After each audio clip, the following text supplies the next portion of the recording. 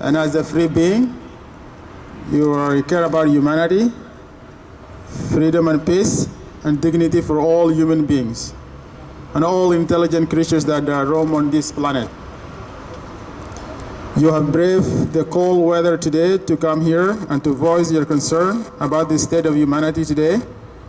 Your concern and worries are reflected on the sign where you are carrying. A sign that carries something: no more war, justice for all. You intend to rise up above the state and level of obliviousness and apathy and sing, let peace reign on this planet. Let peace and love reign on this earth. You seek harmonious existence. With your intention, you shall manifest it on this planet. We are here today to raise awareness of the blight and the suffering of the Nubian people in Nuba Mountain. The Nuba people have been suffering. They have survived a genocidal systematic war that have been waged on them for about 2 decades. The same genocidal war that is going on right now in Darfur and that has been going on in South Sudan, and the same as in Blue Nile, and in general Africa. We're all human beings. And we have to wake up from our indifference and come together as human beings and think of peace and the right of human freedom and peace to help the people of Nuba. And we call upon the international community to avert genocide war in Nuba Mountain. Oh.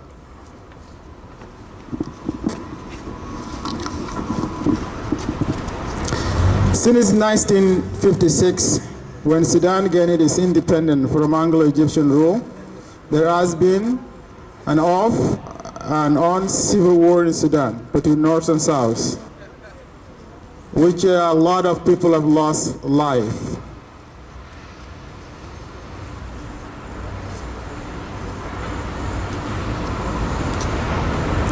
The Nuba Mountain people immediately joined the war or the SPLA movement and contributed tremendously to the movement in terms of manpower and tactical skills. Despite the internal division within the SPLA movement, the Nubian had never wavered their commitment to the movement and its goal of united democratic Sudan. However, political reality took a sharper turn in 2001 with a terrorist attack on the US, and the American government took a great interest in Sudan political warfare. The international community and the US were then dealing with the war on terror, decided to put an end to Sudanese civil war between Islamic Arabs and the Africans by any means necessary, so that they can focus on the war on terror in the region as well as in the world. They pressured the warring party and IGAD, Intergovernmental Authority on Development Group of East African Nation, who negotiated a peace agreement for Sudan civil war in Kenya at that time. Somehow, from that IGAD peace initiative for Sudanese civil war, an idea of dividing a country into 2 countries emerged, in which means that granting the southern region a referendum in which the South will decide their political destiny. Alas, another dilemma presented itself in that agreement. The question was what to do with the region that are geographically in the north but politically into a SPLA movement. One of those regions is Nuba Mountain, where a fierce war was being fought at that time. Other 2 regions are Blue Nile and Abyei. In 2001, Bush, then US President, sent Senator John Darfur to the Nuba Mountain to persuade the people of Nuba Mountain to agree to a ceasefire. And if it is successful, the region will then be used as a model for peace for the rest of the country. was the slogan for those in the national community at that time. Nuba Mountain political war was then centered on the world stage for the first time in history. The region was exposed to the outside world with its story of the genocidal war and atrocity. The Nuba people graciously agreed to the Senator Darfur proposal, and ceasefire was signed to stop the civil war in the region in 2002.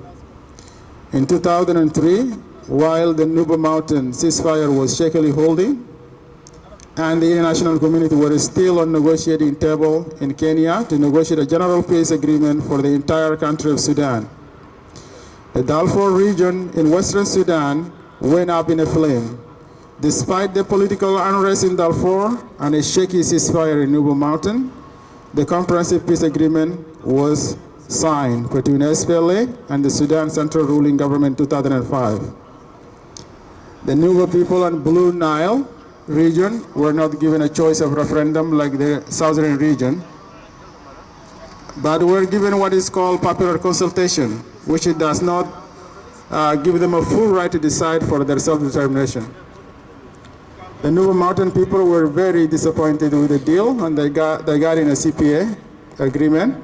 They felt betrayed by the international community. Regardless of all disappointment, the Nuba Mountain people were still optimistic about the future, given the 6 years period which was to elapse before the Southern referendum can be held. However, things took a bleaker turn again when the SPLA leader Dr. John Garang mysteriously died in a plane crash in 2005. Well, I say mysteriously in terms of it's convenient for his enemies.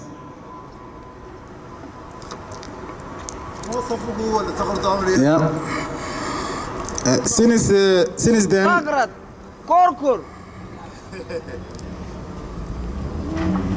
with the John